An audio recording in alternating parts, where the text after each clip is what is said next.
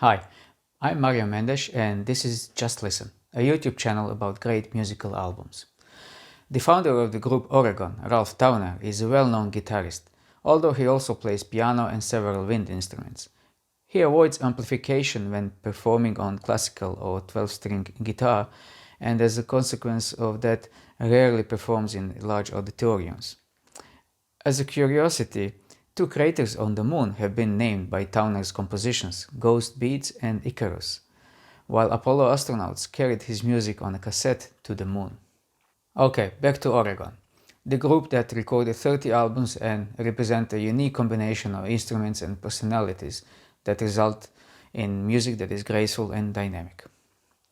Rewind is first of Ralph Towner's originals, and there are 5 of them on this album.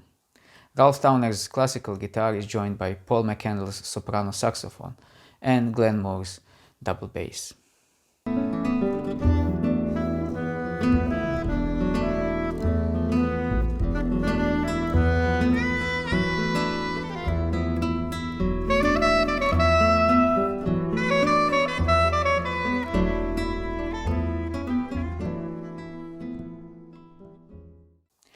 The album Beyond Words was recorded in the St. Peter's Episcopal Church in New York City in March 1995.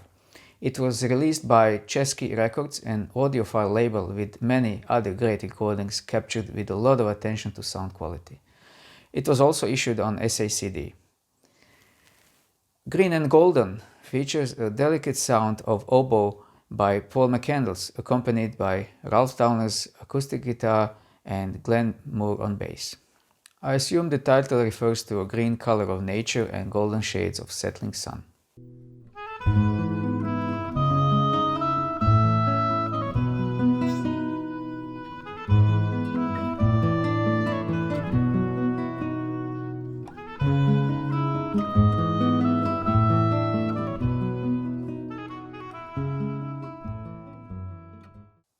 Next track, Pepe Lingue, has an amazing rhythm.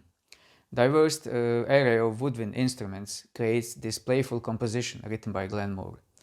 If we would have to choose only one thing that would take the crown as being truly beyond words on this album, then without a doubt it would be Paul McCandless's solo on sopranino saxophone on Pepe Lingue. We'll hear a part of it and take into account that it's taken out of the context when presented as such a short segment outside of main melody, due to YouTube copyright rules. I hope you could still get a grasp of the majestic sound Paul McCandless creates in this beautiful composition, Pepe Lingue.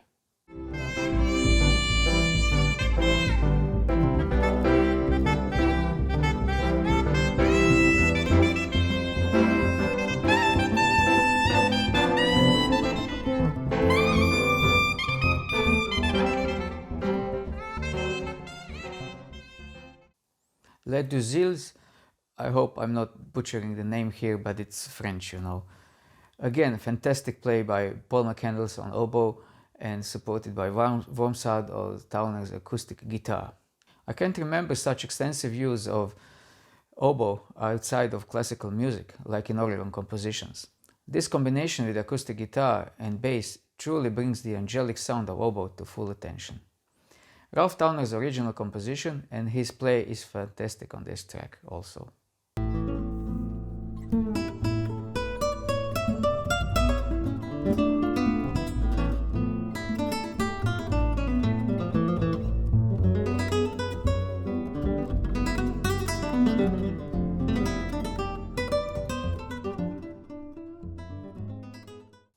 The Silence of a Candle, on which Paul McCandless and Ralph Towner both switch instruments that they played on previous tracks. On this composition, Ralph Towner plays wide and dynamic on piano, while Paul McCandless brings some unexpected sounds from another era with English horn. But Glenn Moore steals the show with absolutely breathtaking bass play on his 18th century instrument, and his solo is a thing to remember long after the music stops. Since Glenn Moore has 11 albums on his own, you might check his opus as well, as it is full of surprises and great music.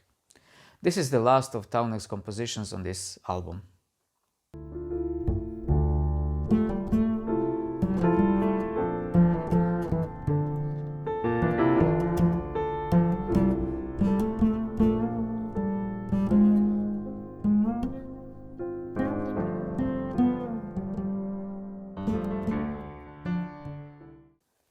Sicilian Walk, where Paul McCandless brings out new instrument in form of rarely used bass clarinet, while Ralph Towner shows off with 12-string guitar. This somewhat unusual melody never appealed to me much, although it is a refreshing combination of instruments. Glenn Moore wrote this composition.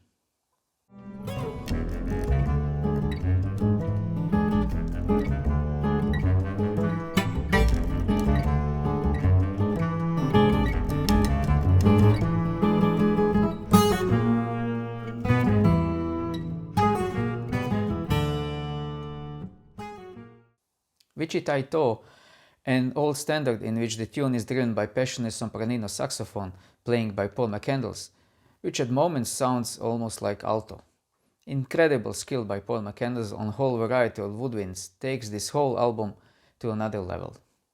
Ralph Towner switches between the piano and 12-string guitar, sounding fresh and energetic on both instruments. McCandless also plays English horn on this composition, written by Glenn Moore.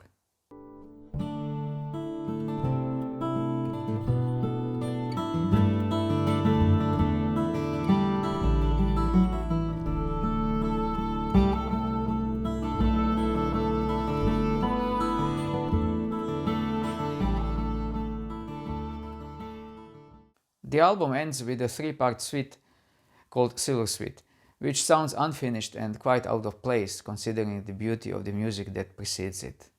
Ralph Towner is 81 years old in 2022, but I was stunned how vital and energetic he still is.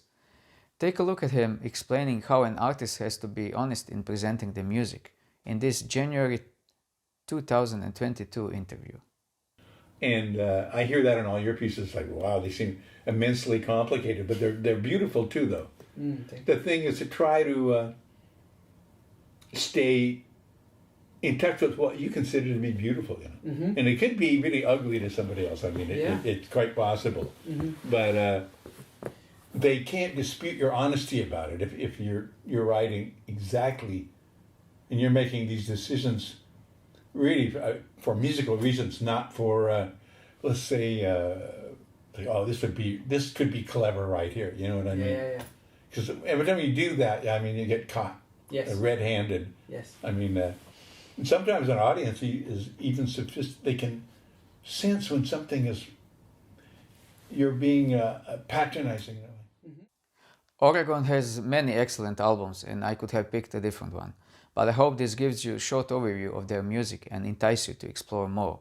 As always, a link to SONGWHIP in the description lets you choose your favorite streaming service for this album. Thank you for watching.